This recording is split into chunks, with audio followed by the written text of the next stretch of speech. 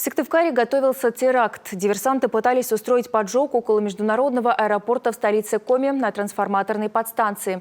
Она, как сообщает телеграм-канал ШОТ, имела блоки управления радиомаяками, которые позволяют пилотам определять расстояние до посадочной полосы.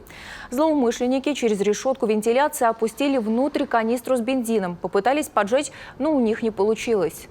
По данным следствия, трое подростков, действуя группой лиц по предварительному сговору с другими неустановленными лицами, пытались повредить и поджечь здание трансформаторной подстанции, расположенное рядом с аэропортом Сыктывкаре. Довести задуманное до конца фигурантам не удалось по независящим от них причинам. На утро вскрытую решетку вентиляции и резкий запах топлива заметили работники. Они вызвали экстренные службы. В ходе оперативно-розыскных мероприятий МВД и УФСБ по Коми подозреваемых установили и задержали. В отношении подростков возбуждено уголовное дело за покушение на теракт, организованное группой лиц по предварительному сговору. Им грозит до 20 лет лишения свободы.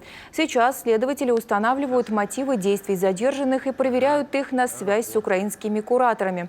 В ближайшее время подростков отправят в СИЗО.